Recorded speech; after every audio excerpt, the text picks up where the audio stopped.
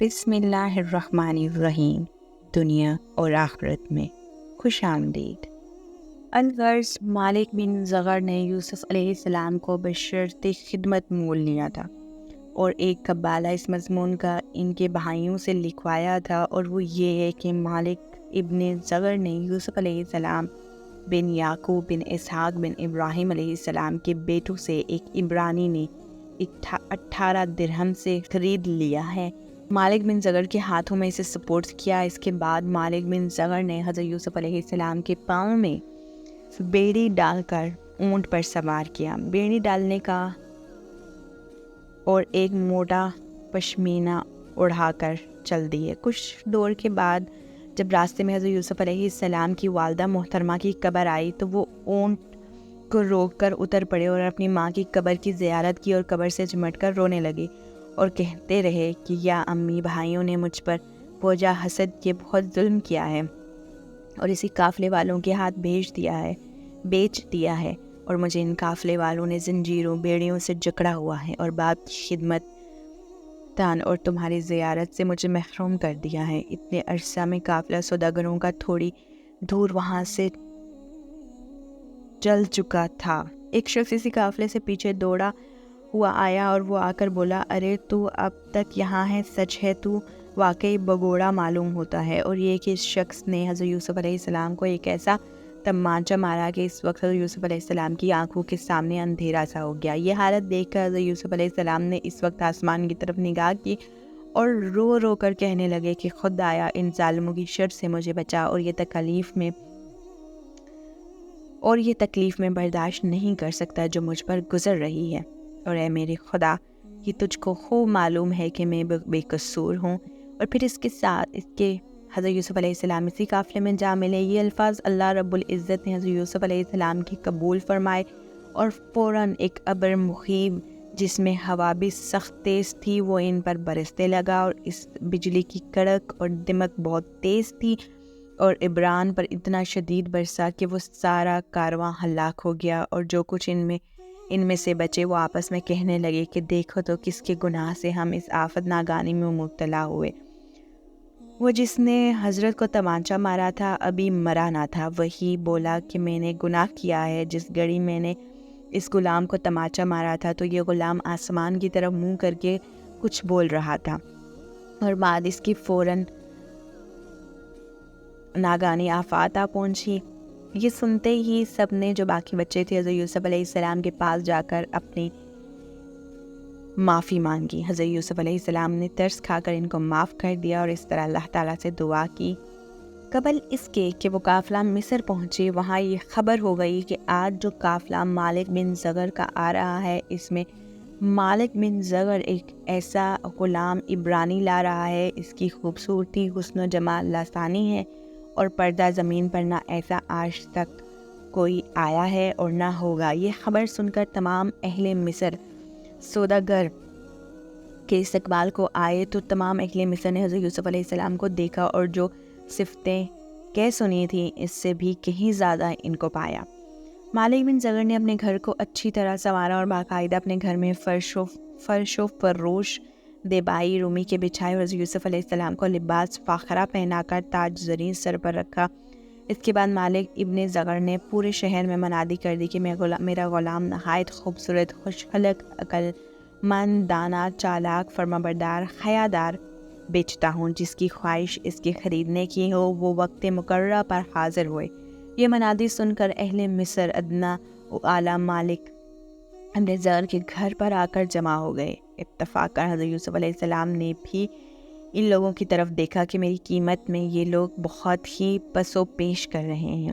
حضرت یوسف علیہ السلام نے اس وقت اپنے دل میں خیال کیا کہ یہ مالک بیچنے میں میرے عجیب خطا میں پڑا ہے کہ اس دن میرے بھائیوں کے ہاتھ سے جو اصل قیمت میری ان سب کو معلوم تھی 9 درہم کو مول خریدا تھا، اور آج مجھ کو کوئی نہیں پہچانتا ہے، کیوں نہیں یہ مجھ کو 50 درہم میں بیچتا، اور یہ قیمت صرف یوسف علیہ السلام نے اپنے انکساری سے ٹھہرائی۔ تب اللہ تعالیٰ کی طرف سے الہام ہوا کہ اے یوسف، تو نے ایک روز آئینے میں اپنی شکل و صورت کو دیکھ کر فخر سے اپنی قیمت کا آپ ہی مول زیادہ خیال کیا تھا، اور آج نہایت عجز و انکساری سے اپنی قیمت کم کہی۔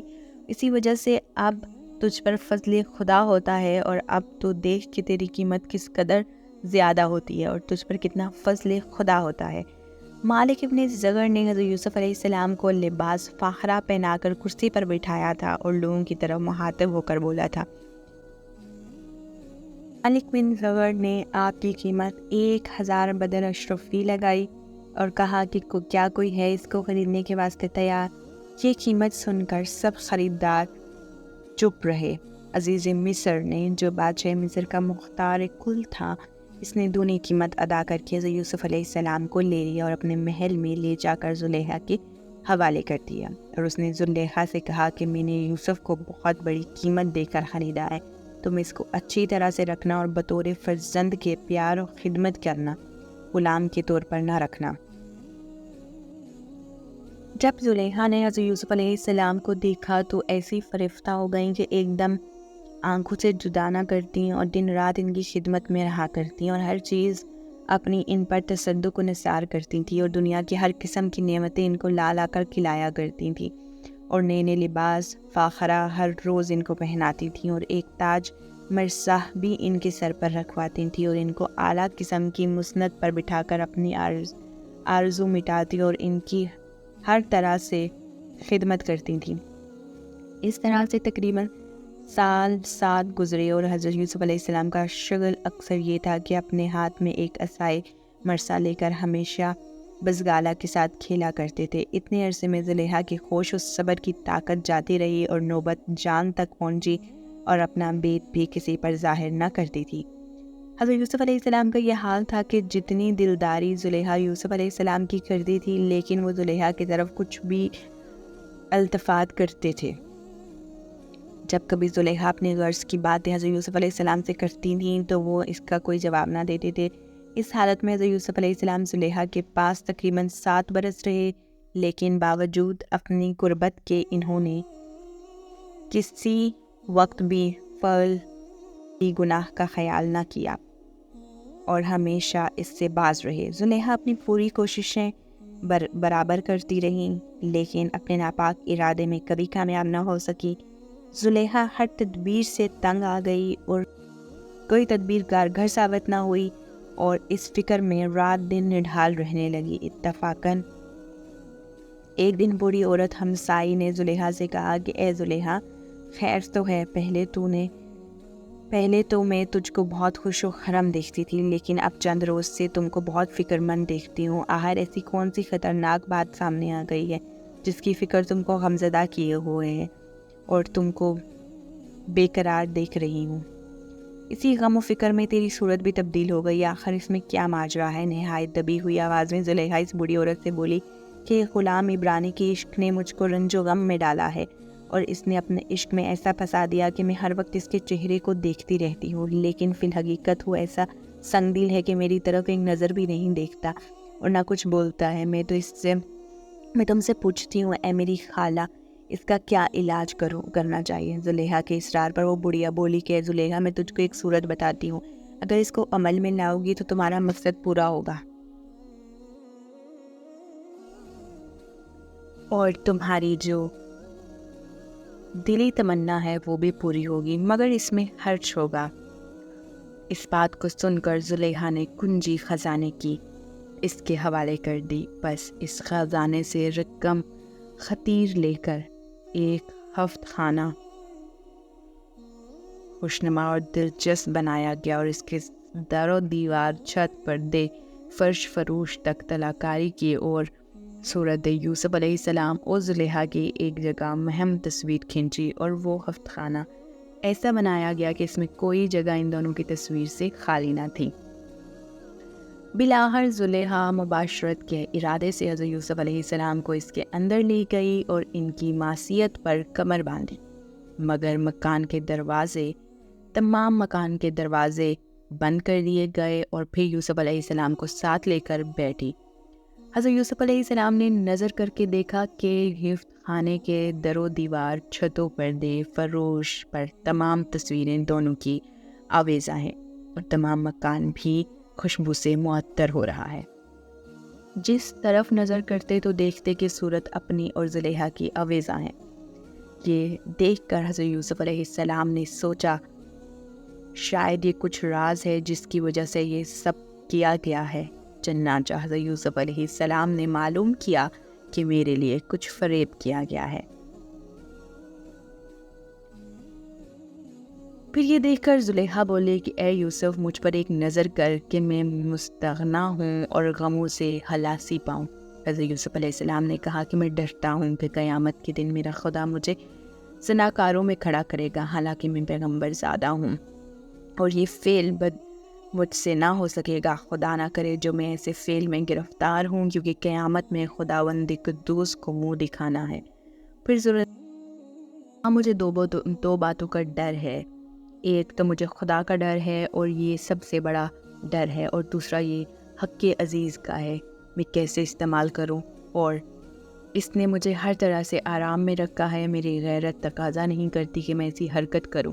اس بات کو سن کر زلیخا بولی کہ عزیز مصر سے مت ڈر، میں اس کو زہر قاتل کھلا کر مار ڈالوں گی اور پھر سارے گھر کی سلطنت بھی تم کو دے دوں گی، اور تم تو مجھ سے یہ کہتے ہو کہ میرا خدا تو بڑا رحیم و کریم ہے اور گناہ گاروں پر ہمیشہ رحم کرتا ہے، تو میں یہ بھی وعدہ کرتی ہوں کہ اگر تو نے میری خواہش پوری کر دی تو جو کچھ خزانے میں میرا ہے سب تیرے خدا کے نام صدقہ و کفارہ دوں گی، تب تو تیرا خدا خوش ہو جائے گا اور سارے گناہ بھی معاف کر دے گا۔ یہ باتیں سن کر حضرت یوسف علیہ السلام نے فرمایا اے زلیخا، میرا خدا رشوت نہیں لیتا، جو تو ارادہ رکھتی ہے زلیخا یہ تمام حرافات کہلاتے ہیں، مجھ سے ہرگز نہیں ہو سکتا۔ یہ سن کر وہ بالکل مایوس ہو گئی اور بہت ہی بے تابی کے ساتھ رونے لگی۔ حضرت یوسف علیہ السلام برابر اس فعل بد سے منع کرتے رہے اور کسی لمحہ بھی آپ نے اس فعل بد کا ارادہ یا قصد نہ فرمایا۔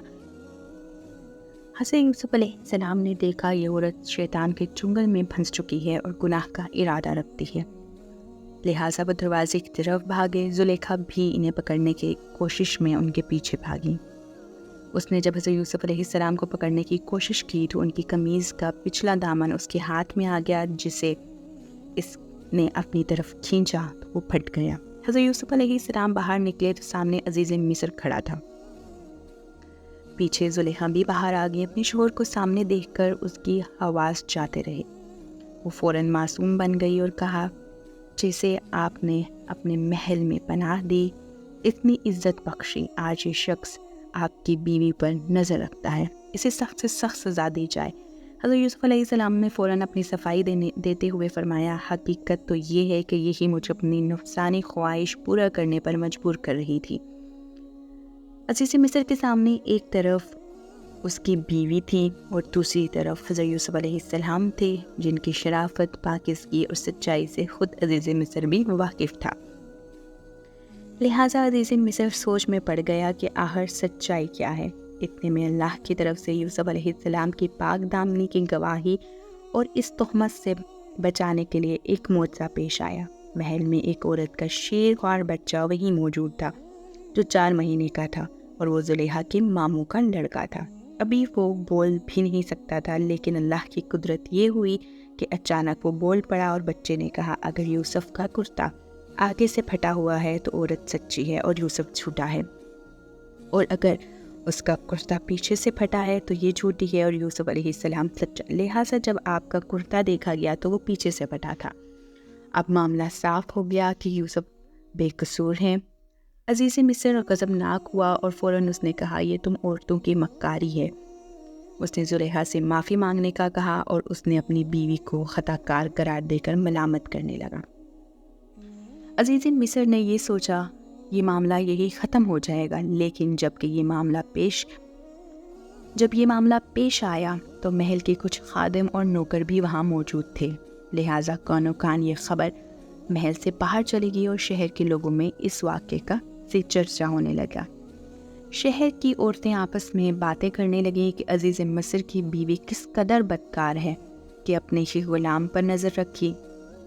جب زلیخا کو ان باتوں کی خبر ہوئی تو وہ بہت پریشان ہوئی اور صفائی دینے کی خاطر اس نے تمام مصر کی خواتین کو محل میں آنے کی دعوت دی، اور جب وہ عورتیں عزیز مصر کے محل میں آئیں تو زلیخا کے حکم سے دسترخوان بچھا اور ان کے آگے پھر رکھ دیے گئے اور ایک ایک چھری تمام عورتوں کے ہاتھ میں پکڑا دی گئی۔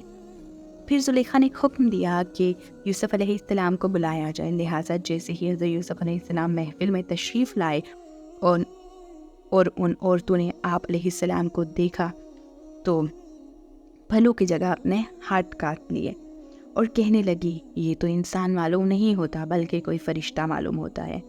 ان عورتوں نے بھی اپنے اپنے طریقے سے حضرت یوسف علیہ السلام کو اپنے جال میں پھنسانے کی کوشش کی، لیکن اللہ تعالیٰ نے آپ کی حفاظت فرمائی۔ زلیخا ان عورتوں کو یہی بتانا چاہتی تھی کہ یہ غلام کوئی عام غلام نہیں ہے، اس نے اپنی اس حرکت سے اپنے گناہ کی پردہ پوشی اور اپنے آپ کو ثابت کرنے کی کوشش کی۔ اس سے حضرت یوسف علیہ السلام کے حسن کے چرچے پورے مصر میں عام ہو گئے اور بڑے بڑے سرداران کی عورتوں کا پیغام حضرت یوسف علیہ السلام کو آنے لگا۔ وہ اپنا سب کچھ آپ کی ایک جھلک کے لیے دینے کو تیار تھیں۔ جب ایسے واقعات بڑھنے لگے تو سلطنت کے ارکان اور زلیخا نے عزیز مصر کو یہ مشورہ دیا کہ حضرت یوسف علیہ السلام کو قید خانہ بھجوا دیا جائے۔ لہٰذا بنا کسی جرم کے حضرت یوسف علیہ السلام کو عزیز مصر کے حکم سے جیل میں قید کر دیا گیا۔ جب آپ جیل میں پہنچے تو اللہ تعالیٰ کی بارگاہ میں فرمایا، اے اللہ، یہ قید خانے کی کوٹری مجھ کو اس بلا سے زیادہ محبوب ہے جس کی طرف زلیخا اور مصر کی باقی خواتین مجھے بلاتی تھیں۔